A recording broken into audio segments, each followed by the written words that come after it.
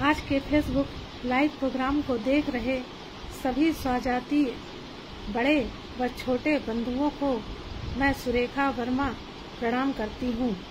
सर्वप्रथम अखिल भारतीय कचेरा राजपूत महासभा के founders member Shri Yadunath प्रसाद वर्मा जी, जो कि मेरे बब्बा ससुर जी भी हैं, श्री शामले प्रसाद आर्य, श्री रतिराम जी, श्री लांबर दास जी, श्री राम मदन वर्मा जी, अन्य सभी पदाधिकारियों को मैं प्रणाम करती हूँ। इस कार्यक्रम में मुझे शामिल करने के लिए फेसबुक लाइव में आने के लिए राजकिशोर कचेर लखनऊ एवं श्री पूरन चंद भारद्वाज सतना का मैं आभार प्रकट करती हूँ। इनकी वजह से मैं आज आप सबके सामने रूबरू हो सकी हूँ।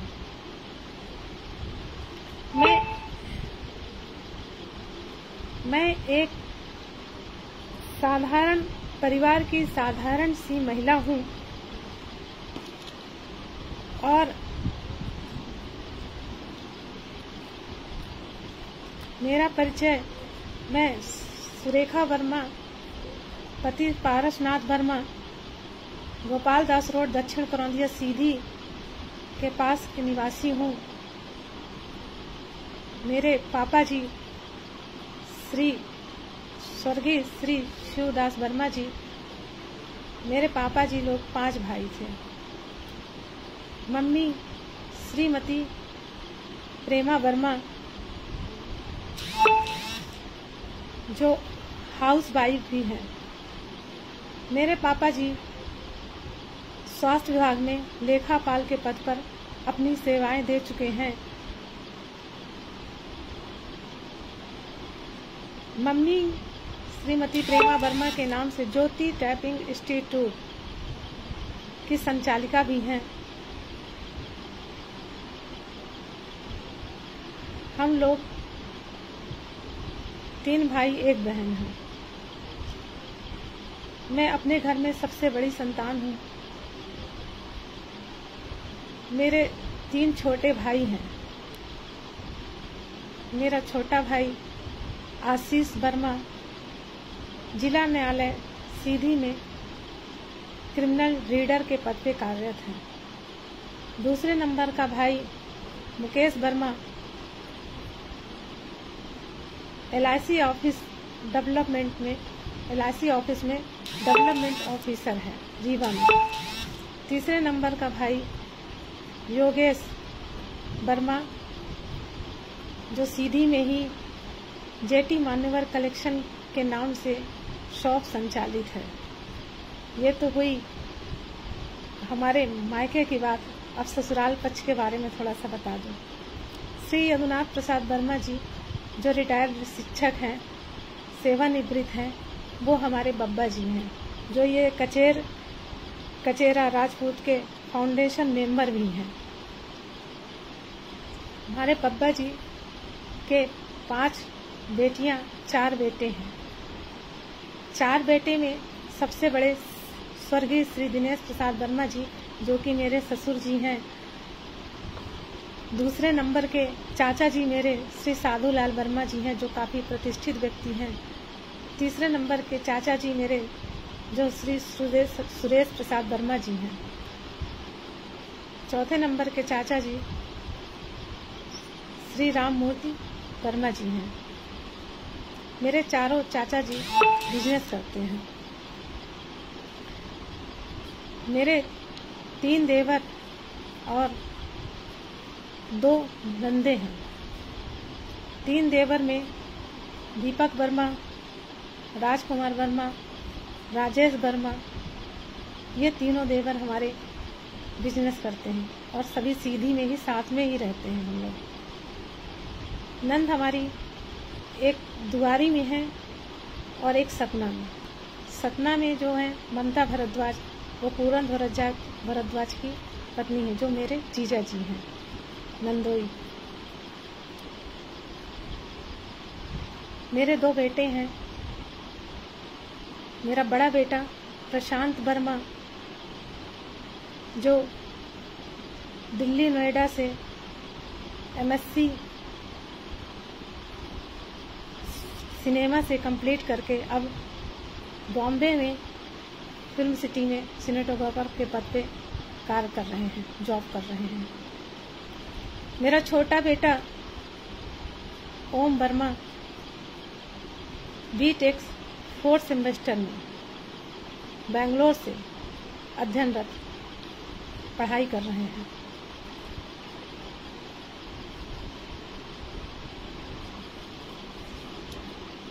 जब मेरा विवाह हुआ था तब मैं 18 वर्ष की थी और BA सेकंड ईयर में थी। विवाह उपरांत मैंने अपनी पढ़ाई जारी रखी। मेरे सास ससुर भी हमें बहुत सपोर्ट करते थे पढ़ाई के लिए। उनकी काफ़ी इच्छा थी कि मैं थोड़ा सा पढ़ लिख करके कुछ कर लूँ, और उन्हीं के आशीर्वाद से और अपने पिताजी के आशीर्वाद से हमने BA कंप्लीट किया, MA समाजशास्त्र से कंप्लीट किया, D.Ed किया, और साथ साथ में हमने हिंदी और अंग्रेजी की टाइपिंग परीक्षा भी पास की, जो पापा जी के यहाँ दुकान में ही संचालित थी। उसी में से हिंदी और इंग्लिश टाइपिंग मैंने परीक्षा पास की। 1996 में विज्ञापन निकला, कुछ पद निकले शासकीय, उसमें आवेदन किया गया और टाइपिंग परीक्षा उत्तीर्ण होने के कारण इंटरव्यू में टाइपिंग की परीक्षा हुई, वाइवा हुआ, लिखित परीक्षा भी हुई, उसमें मैं उत्तीर्ण हो गई और इस प्रकार मुझे 96 में बड़ी आसानी से शासकीय जॉब मिल गई।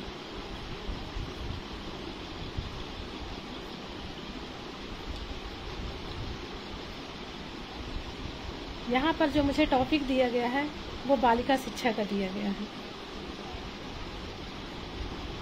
बालिका शिक्षा के बारे में तो सभी लोग बहुत कुछ बोल जाते हैं और बहुत कुछ लोग अपनाते हैं। ऐसे मेरे पास अभी ज़्यादा अच्छे शब्द तो नहीं हैं कि मैं कुछ बोल पाऊँ, फिर भी मैं अपनी तरफ से प्रयास करती हूँ। थोड़ा बहुत जो टूटा फूटा होगा वही बोल पाऊँगी।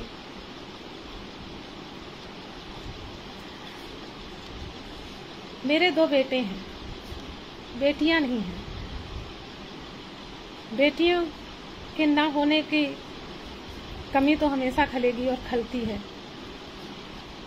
बेटियों के प्रति आकर्षण होने के कारण मेरा शुरू से ही लगाव था कि मैं बेटियों के लिए कुछ करूं, और इसी चाहत में मैंने बेटियों के लिए कुछ करने के लिए ठाना।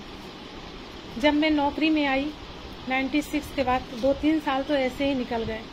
उसके बाद मुझे मेरी चाहत के अनुसार बालिका शिक्षा का प्रभार मिला।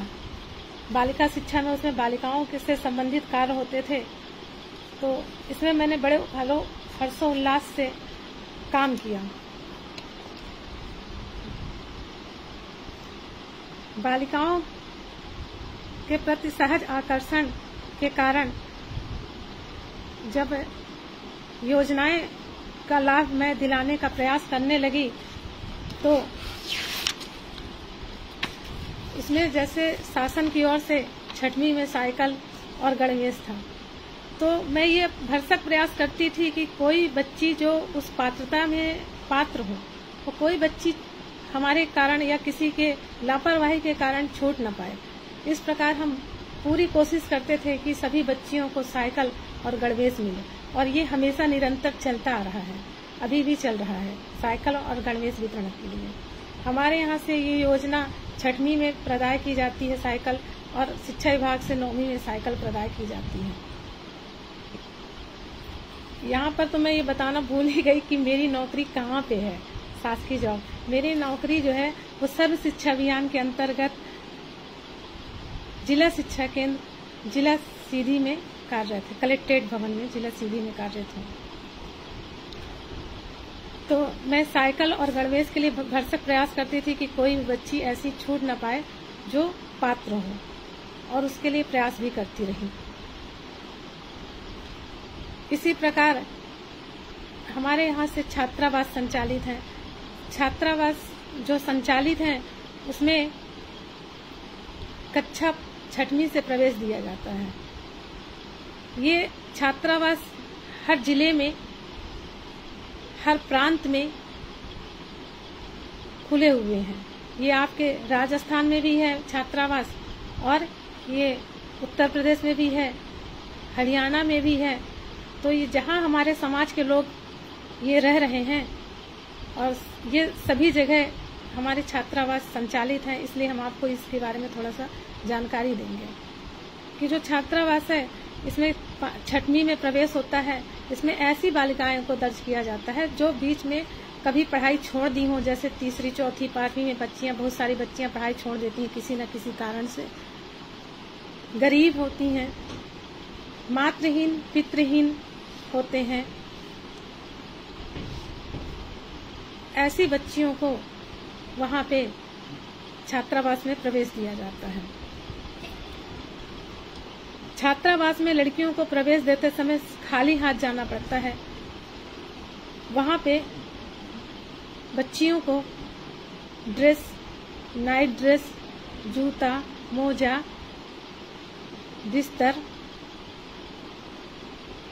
रजाई, गद्दा, श्रृंगार का सामान, अंडरगारमेंट्स, सभी प्रकार की सुविधाएं दी जाती हैं। इसके साथ साथ वहाँ पे खाना, स्वादिष्ट भोजन गुणवत्तापूर्ण बनता है। खाना बनाने के लिए वहाँ पे रसोइयाँ रहती हैं, 6 रसोइयाँ रहती हैं। मेनू के आधार पे खाना बनता है और उन्हें खाना, नाश्ता, चाय, भोजन सब मिलता है टाइम टाइम से। बीच बीच में निरीक्षण टीम भी होती है जो निरीक्षण करने जाती है, और अगर कहीं कमी होती है तो उसे ठीक कराया जाता है। तो ये छात्रावास में की सुविधाएं हैं। और यहाँ पर जैसे हम लोग अपने घर में बच्चों को ट्यूशन लगाते हैं सब्जेक्ट वाइज सब्जेक्ट, ऐसे वहाँ छात्रावास में भी सब्जेक्ट वाइज सब्जेक्ट अति शिक्षक आते हैं पढ़ाने के लिए, और वहाँ अति शिक्षक के अपनी कॉपियाँ भी चेक करते हैं, बच्चियों की कॉपियाँ भी चेक करते हैं। जो बच्ची कमजोर होती है उसे अलग से बैठा के पढ़ाते भी हैं। और एक तरह से जैसे हम घर में सारे अपने बच्चियों को पढ़ाते हैं, उसी तरह से सेम वहाँ पे भी पूरी वही सुविधा रहती है कि बच्चियों को पढ़ा करके अगर कमजोर बच्ची हो तो उसे शैक्षणिक स्तर पर मजबूत करें। तो ये मैं छात्रावास की बात इसलिए आपको बता रही हूँ, आप लोगों को बता रही हूँ, क्योंकि बहुत सारे लोग तो जानते होंगे, पर कुछ लोग जो नहीं जानते हैं वो हमारे परिवार में, हमारे समाज के बीच में, हमारे गांव में, हमारे कस्बे में जो भी लोग ऐसे रहते हैं जो अपनी बच्चियों की पढ़ाई किसी न किसी कारण से छुड़ा देते हैं, या गरीबी के कारण नहीं पढ़ा पाते हैं, या किसी अन्य कारण से अगर बच्ची को नहीं पढ़ाते हैं, तो सिर्फ एक बार उस बच्ची को उस छात्रावास में ले जाएं, 6वीं में प्रवेश दिलवाएं, और वो 12वीं तक वहां तक पढ़ेगी। 8वीं तक तो सर्व शिक्षा अभियान के छात्रावास से पढ़ेगी, बाकी वो रमसा के छात्रावास में, बगल में ही रमसा का छात्रावास रहता है। 8वीं के बाद उसे वहां प्रवेश दिलवा दिया जाता है और वो 12वीं तक वहां पढ़ेगी। पढ़ाई के साथ साथ वहां पे कौशल विकास का भी, कानूनी अधिकार का भी हर तरह का प्रशिक्षण दिया जाता है। जूडो कराटे सिखाया जाता है, सब कुछ सिखाया जाता है।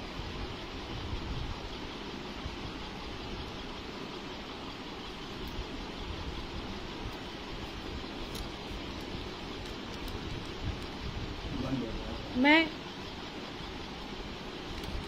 एक बार छात्रावास गई देखने के लिए, तो मैंने देखा कि लड़कियां काफी देखकर उत्साहित हुई और बोली कि आपस में से चर्चा किए, हम लोग घुल मिल गए, काफी देर तक बैठे हम लोग। तो छात्रावासी बच्चियों ने कहा कि हमें भी कहीं न कहीं घूमने जाना है। हम लोग गांव से बाहर नहीं निकले हैं, हम लोग इस कस्बे से इस हॉस्टल तक तो आ गए, लेकिन हमने हॉस्टल से बाहर कभी बाहर की दुनिया हमने देखी ही नहीं है। तो ऐसे स्थिति में हम लोगों ने और हमारी टीम ने विचार बनाया कि क्यों न हम छात्रावासी बच्चियों को कहीं पे भ्रमण में ले जाएं। और पहला प्रयास हम लोग का बच्चियों को भ्रमण में ले जाने के लिए सारनाथ था, जो जिले से तो बाहर था ही और राज्य से भी बाहर था। हम लोगों ने बच्चियों को 50 बच्चियों को, एक छात्रावास की बच्चियों को सारनाथ ले गए। जब सारनाथ गई बच्चियां तो इतनी खुश हुई और इतना अच्छा लगा उन्हें, क्योंकि वो पहली बार घर से बाहर निकली थी। घर का बाहर का वातावरण देखी, उन्होंने पार्क देखा, मंदिर देखी, बहुत सारी चीजें देखी जो उनके लिए एकदम नया था। इससे वो काफी उत्साहित हुई और उत्साहित होकर के उन लोगों ने अपने कलम, पेन, डायरी में काफी प्रशंसाएं भरी हुई शब्द का प्रयोग करते हुए उन्होंने अपने डायरी में बहुत सारी बातें लिखी। अभी बहुत समय का अभाव होने के कारण उनकी डायरी की बातें नहीं बता पा रही हूँ, लेकिन ऐसे ऐसे शब्द थे कि मन आत्मविभोर हो गया।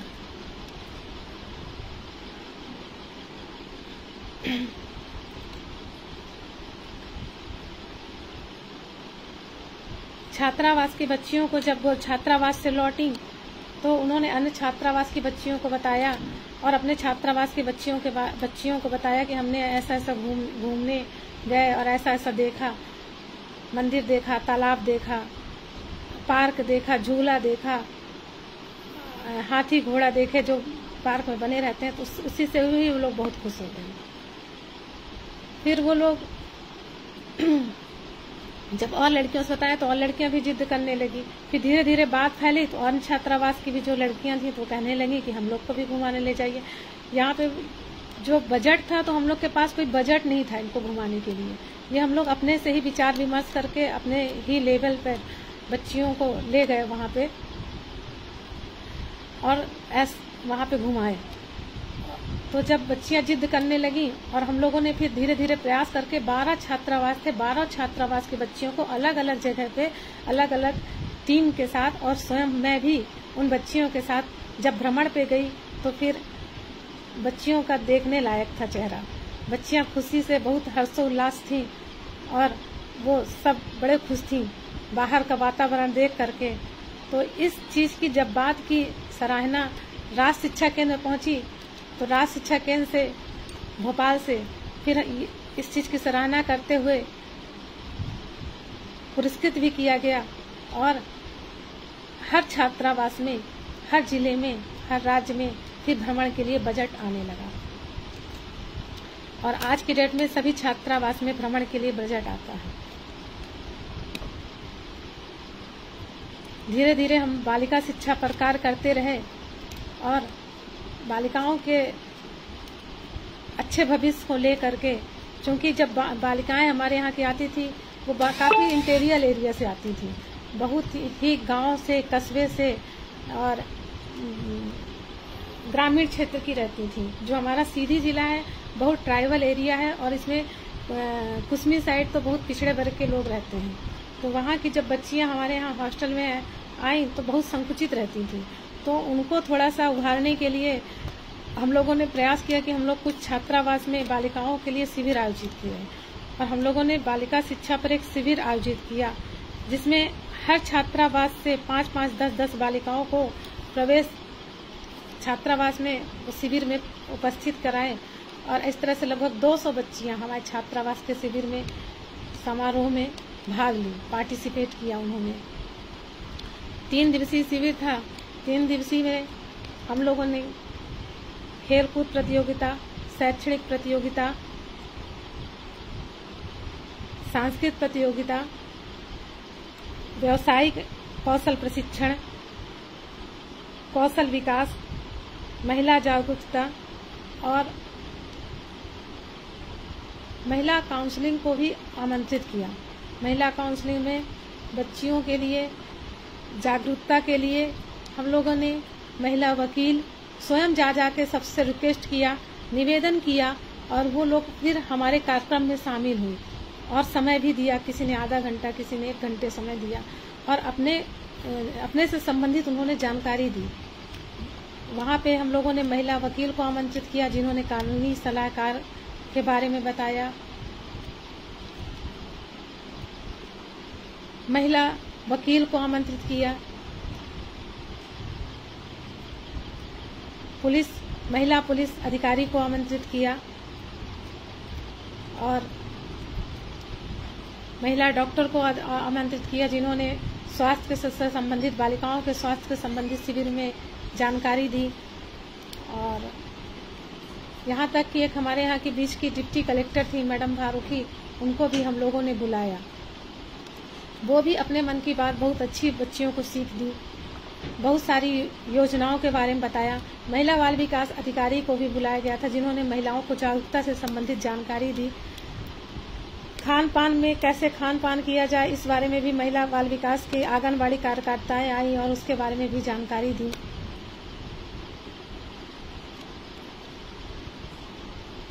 इस प्रकार हम लोगों ने शिविर का आयोजन किया और 3 दिवसीय शिविर में खाने पीने की, रहने की और पुरस्कार वितरण की सारी व्यवस्थाएं सुनिश्चित की है। और इसमें हम लोगों ने अंतिम दिन समारोह में सांसद मैडम को, कलेक्टर महोदय को, एसपी सर को, सभी को आमंत्रित किया और आमंत्रित करके एक अच्छा सा कार्यक्रम आयोजित करके इससे अंतर ये आया कि जो बच्चियां थी वहाँ पे, ये सभी लोगों से वहाँ पे रूबरू हो सकी, सामने मिल सकी। और इन लोगों से मिल करके वो बहुत अच्छा उनका उत्साह था कि इतने ऐसे लोगों से हम मिल रहे हैं। उसमें सारी महिलाएं ही रहती थी। उनके मन में एक चाव आया, एक मन में इच्छा जागृत हुई कि क्यों ना, जब ये महिला डॉक्टर हो सकती हैं, ये महिला वकील हो सकती हैं, ये महिला जज हो सकती है, तो फिर हम क्यों नहीं हो सकते हैं। तो उनके मन में एक बहुत बड़ा उत्साह हुआ और हमारी बच्चियों में बहुत बड़ा अंतर भी आया। जब हम लोगों ने एक बार शिविर आयोजित किया तो बहुत अंतर आया बच्चियों में। वो बच्चियां जो हमारे यहाँ 5-5 आई थी, वो अपने हॉस्टल में जा जाके सारी बच्चियों को सिखाया, सारी बच्चियों को बताया कि ऐसा ऐसा होता है और ये जानकारी मिलती है हम लोगों को। ये बातें तो हो गई कि जो हमने किया और कोशिश की कि बच्चियों के लिए हम कुछ कर सकें और कर रहे हैं, ये तो वो बातें हो गई। जब हम लोगों ने शिविर आयोजित किया था तो शिविर के लिए भी पुरस्कृत किया गया था राज्य शिक्षा केंद्र से कि आप लोगों ने बहुत सराहनीय कार्य किया, बहुत अच्छा कार्य किया। और आज सारे जिले में, प्रांत में ये शिविर आयोजित हो रहे हैं। ये जो हमने किया छोटा मोटा काम, वो मैं बता रही हूँ। अब बालिका शिक्षा से संबंधित, जैसे हम बालिकाओं को जब छोटी रहती हैं, अगर वो छोटे से ही उनको 8वीं 10वीं से व्यावसायिक प्रशिक्षण देना चाहिए। व्यावसायिक प्रशिक्षण देने से फायदा ये होता है कि कभी भी हमारी बच्ची किसी भी घर में जाएगी, कभी भी किसी भी परिस्थिति में वो स्वावलंबन रहेगी, अपने से वो अपना खा कमा सकती है। चाहे वो व्यावसायिक प्रशिक्षण में, चाहे वो पार्लर का कोर्स हो, चाहे वो सिलाई का हो, चाहे मोमबत्ती बनाने का काम हो, किसी भी काम को करने में कोई भी शर्म या हिचक नहीं होनी चाहिए। तो इस प्रकार से हमें बच्चियों को हमेशा प्यार दुलार के साथ साथ, पढ़ाई के साथ साथ थोड़ा व्यावसायिक प्रशिक्षण भी दिलाना चाहिए। बच्चे और बच्चियां दोनों बराबर ही होते हैं।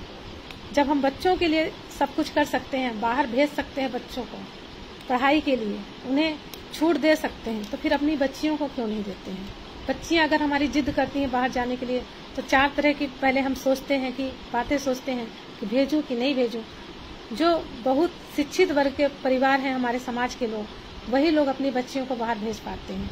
अन्यथा जो कम पढ़े लिखे हैं, छोटे परिवार के लोग हैं, वो अपने बच्चियों को बाहर पढ़ने के लिए नहीं भेजते हैं। उनके मन में एक डर रहता है। इसलिए डर को दूर करने के लिए बच्चियों को आत्म कौशल प्रशिक्षण भी देना चाहिए।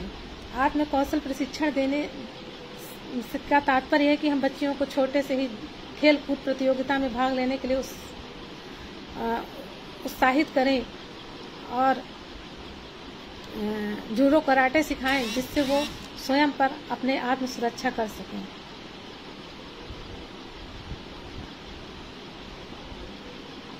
बच्चियों को और महिलाओं को, बच्चियों के साथ साथ महिलाओं को भी बहुत सारी योजनाएं हैं जो महिला बाल विकास की ओर से हैं, जिसमें महिला जागरूकता के बारे में जानकारी दी जाती है। महिला जागरूकता में कि बच्चियों को कैसे स्कूल जाना है, अगर कोई प्रॉब्लम हो तो किस नंबर में फ़ोन करना है, कानूनी जानकारी देना चाहिए।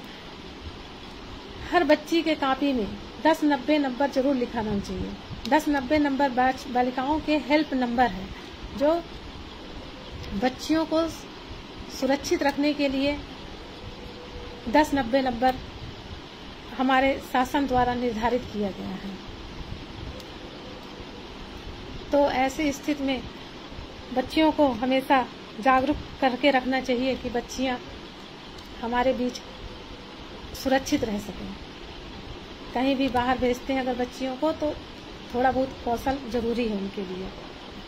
स्वास्थ्य संबंधी भी बच्चियों को जानकारी देना चाहिए छोटे से, उनका खान पान कैसा होना चाहिए, क्या खाना चाहिए, पौष्टिक आहार लेना चाहिए, क्योंकि आगे चल के वही बच्ची फिर माँ बनती है, तो उसके खाने पीने में कोई कमी न हो, छोटे से ही उसका ध्यान रखना पड़ता है। तो हम अपनी बच्ची को खाने पीने में और स्वास्थ्य के संबंधित अगर कोई भी उसको छोटी मोटी प्रॉब्लम है तो तुरंत अपने मम्मी पापा को बताएं, वो डॉक्टर को दिखाएं। तो ऐसे बातें होती हैं कि बच्चियों को स्वास्थ्य संबंधी भी छोटी मोटी जानकारी होना चाहिए। इसीलिए तो हम लोग अपने जब शिविर करते थे तो वहाँ पे हम लोग डॉक्टर सलाहकार को बुलाते थे और प्रतिमाह हमारे यहाँ से ऐसे टीम जाती थी जो स्वास्थ्य परीक्षण भी होता था बच्चियों का। कानूनी सलाह है, बच्चियों को कानूनी सलाह भी देना चाहिए कि कभी अगर दबे उतना ही जितना आवश्यकता हो, जरूरत से ज्यादा दबने की जरूरत नहीं है किसी से भी। तो अगर कभी कोई दिक्कत आती है तो वो कानून का भी सहारा ले सकती है। ऐसा नहीं है कि वो कानून का सहारा न ले और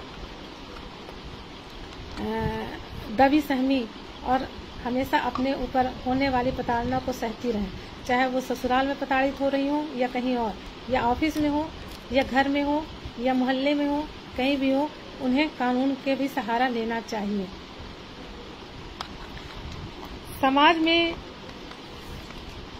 अगर हम पढ़े लिखे हैं और अपनी जिम्मेदारियों को समझते हैं तो समाज में भी ये नहीं कि फिर हम कुछ कर लिए या किसी अच्छे पद में आ गए तो अपनी सामाजिक भूमिका को भूल जाएं। हमें अपनी सामाजिक भूमिका को भी ध्यान में रखना है।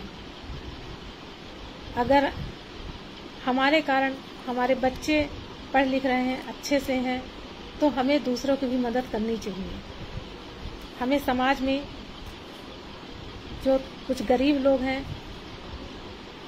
उनके परिवार की बच्चियां या बच्चे कोई भी किसी कारण से अगर तकलीफ में हैं तो हम एकजुट होकर के उनकी मदद करें। आज भी गांवों में, हमारे समाज में भी देखा गया है कि अंधविश्वास बहुत ज्यादा है। एक छोटी सी बात बता रही हूँ कि हमारे यहाँ एक बच्ची छात्रावास में थी और वो अक्सर बेहोश हो जाती थी, मूर्छित हो जाती थी। तो उसे डॉक्टर को दिखाया गया, फिर उसको झाड़ फूंक के लिए उनके घर वाले बोले कि इसको भूत लगा है, इसको झड़वाना पड़ेगा। जब जब ये हॉस्टल आती है तब तब मूर्छित होकर गिरने लगती है और अक्सर ये होने लगता है। तो जब उसको वहाँ के हॉस्टल से छुट्टी लेकर के ले गए उसको बच्ची को और झड़वाने फुकवाने लगे और उसकी हालत और जब खराब हो गई तो जब पता चला हम लोगों को तो उसको बुलवा करके डॉक्टर को दिखवाया तो पता चला उसको एनीमिया थी, उसको खून की कमी थी और अंधविश्वासी लोग उसको, गांव के लोग उसको झड़वा फुकवा रहे थे। तो यहाँ पे हमें अंधविश्वास भी नहीं मानना चाहिए। अंधविश्वास की जगह हमें आत्मविश्वास होना चाहिए। हमें अपने ऊपर भरोसा होना चाहिए, ना कि झाड़ फूंक अन्य चीजों में। इसी तरह अगर हम थोड़ी सी बात करना चाहें यहाँ पे कि कोविड-19 का अभी सभी जगह टीका लग रहा है। इसमें लोग अलग अलग तरह की भ्रांतियां फैला रहे हैं कि अरे टीका लगवाओगे तो बीमार हो जाओगे या खत्म हो जाओगे या ऐसा होगा वो या ऐसा होगा। तो ऐसा सुनने में आता है कि बहुत सारे लोग टीका नहीं लगवा रहे हैं, जबकि शासन ने इतनी सुविधा देके रखी है टीका लगवाने के लिए। हमारे इधर तो निःशुल्क टीका लगवाया जा रहा है कि कहीं भी कोई भी हो टीका जाए लगवाए, लेकिन टीका लगवाने के लिए लोग तैयार नहीं है। लोग कहते हैं कि टीका लगवाएंगे तो कहीं कुछ हो न जाए। बहुत सारे लोगों को तो पकड़ के ले जाते हैं कि टीका लगवाओ, तो भी भाग आते हैं। तो ऐसे अंधविश्वास में नहीं जाना चाहिए। टीका आप लोग सभी लोग जो भी हैं वो टीका अवश्य लगवाएं। ये महामारी से बचने के लिए टीका ही एक हमारा उपाय है और शासन ने इस योजना का हम लोगों के लिए टीका की मुफ्त व्यवस्था की है।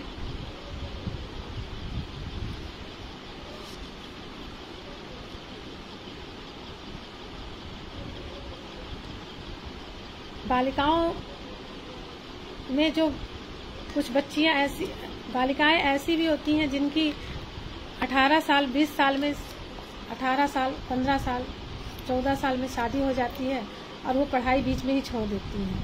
तो इसके लिए भी बहुत सारी योजनाएं हैं कि वो पढ़ाई अगर एक साल छूट भी जाती है तो वो दूसरे साल परीक्षा दे सकती हैं। ऐसा नहीं कि बस एक बार पढ़ाई छूट गई और उन्होंने छोड़ दिया पढ़ाई और शादी कर दी। तो इसमें मैं पेरेंट्स को भी थोड़ा सा कहना चाहूंगी कि अगर बच्ची किसी कारण से फेल हो जाती है, मैंने कई बार देखा है कि अगर बच्ची फेल हो गई किसी कारण से या सप्लीमेंट्री आ गई तो उसकी पढ़ाई फिर छुड़ा दी जाती है और पढ़ाई छुड़ा करके उसकी शादी कर दी जाती है। तो ऐसी स्थिति में बच्ची को उसकी शादी ना करें, पढ़ाई नहीं, एक अच्छी 18 वर्ष के ऊपर जब कुछ पढ़ लिख जाए तब ही शादी करें और उसकी पढ़ाई जारी रखें। इसके लिए बहुत सारे अब शिक्षा विभाग में नियम आ गए हैं कि कभी भी कोई भी कभी भी किसी भी समय अपना प्रवेश ले सकते हैं या घर बैठे भी पढ़ सकते हैं। ऐसे महिला बाल विकास की ओर से भी बहुत सारी योजनाएं हैं जिसका लाभ हम ले सकते हैं।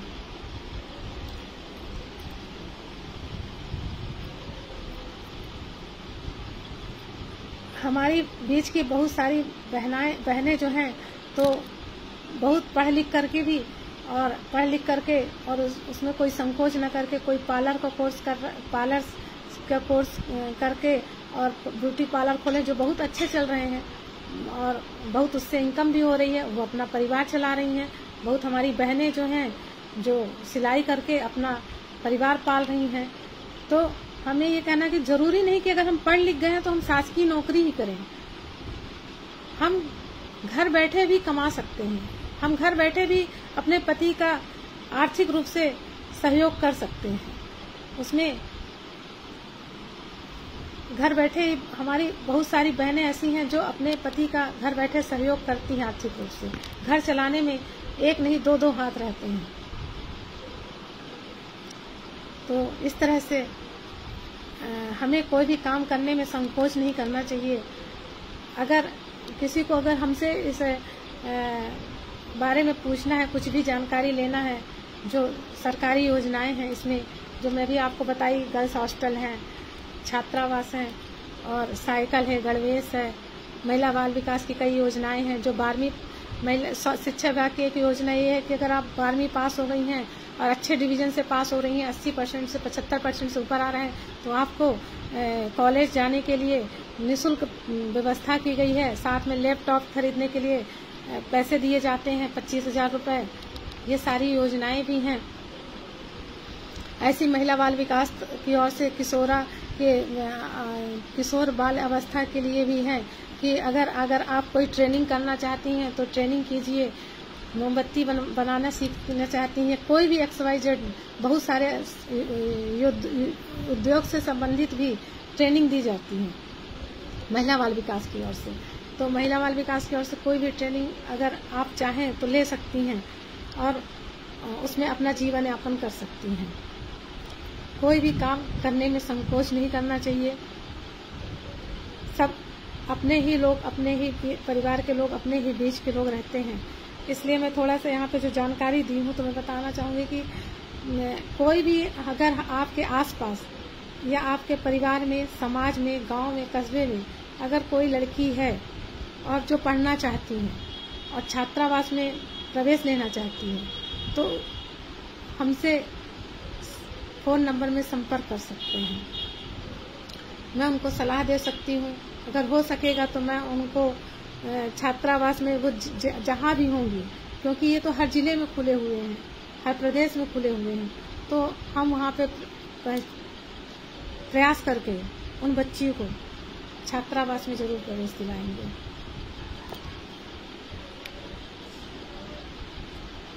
अभी हमारे यहाँ कुछ पद निकले थे मार्शल आर्ट के, उसमें मार्शल आर्ट के जो छात्रावास में थे वहाँ सभी जगह मार्शल आर्ट सिखाना था और ब्लैक बेल्ट चाहिए था। हमारे यहाँ आवेदन नहीं आ रहे थे ब्लैक बेल्ट धारी पे, क्योंकि वहाँ कोई अपने ज़िले में इतने प्रशिक्षित लोग नहीं थे कि वहाँ पे ब्लैक बेल्ट से वो जॉब ले लें। तो यहाँ पे हम ये भी थोड़ा सा राय देना चाहेंगे, आप अपने बच्चियों को मार्शल आर्ट भी सिखाएं, क्योंकि अब जो जगह निकलती है, पोस्ट निकलती है, वो मार्शल आर्ट की भी निकलती है। तो उसमें भी बच्चियाँ सीख करके और अपने नौकरी पा सकती हैं। तो इस तरह से मार्शल आर्ट भी अपनी बच्चियों को जरूर सिखाएं और इसका लाभ उठाएं। आज हमारे बीच में कई बच्चियां हैं जो बाहर गई और बाहर जाकर के अलग अलग तरह का प्रशिक्षण प्राप्त कर रही हैं, बाहर पढ़ने जा रही हैं। तो ये तो बड़े उत्साह की बात है, हर्ष की बात है कि हमारे बीच की अपनी बच्चियां बाहर जा रही हैं और पढ़ रही हैं। मैं यहाँ पे थोड़ा सा बताऊंगी कि मैं सीधी जिले की निवासी हूँ। सीधी जिले में मेरी पढ़ाई लिखाई हुई और सीधी जिले में ही मेरा विवाह हुआ और सीधी जिले में ही मेरी नौकरी लगी। सीधी जिले से तो बहुत लोग वाकिफ होंगे, क्योंकि सीधी जिले में हमारे 3 बार कचेरा समाज महापूत का सम्मेलन 3 बार हुआ है। वर्ष 2006 में हुआ है, 2011 में और 2015 में। तो काफ़ी लोग जो हमारे समाज के लोग हैं वो सीधी जरूर आए होंगे और सीधी से अच्छी भली भांत परिचित होंगे। और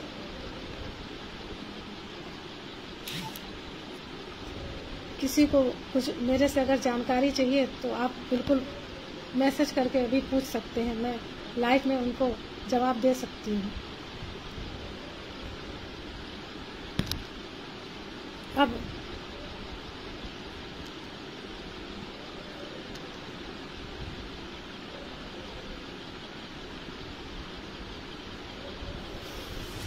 हमें अपनी बच्चियों को स्वावलंबन बनाने के लिए उन्हें थोड़ा छूट भी देनी पड़ेगी। जब छूट देंगे तभी तो वो आगे बढ़ेंगी। ये नहीं कि हम जैसे हमेशा उनको बांध के रखें, हमेशा जैसे कहीं भी जा रही हैं, कहीं भी आ रही हैं तो पूछें जरूर, लेकिन उनको हमेशा बांध के नहीं रखें अपने बच्चियों को। उनकी इच्छा अनुसार जो वो करना चाहती हैं उन्हें करने दिया करें, तभी तो वो आगे बढ़ पाएंगी। अगर उनके ऊपर एक प्रेशर रहेगा, एक लोड रहेगा कि हमारे माता पिता हमारे साथ ऐसा व्यवहार कर रहे हैं, तो फिर वो कैसे कहीं आगे प्रयास नहीं कर, उनका मस्तिष्क भी उनका खुल के पढ़ाई में उनका मन नहीं लगेगा।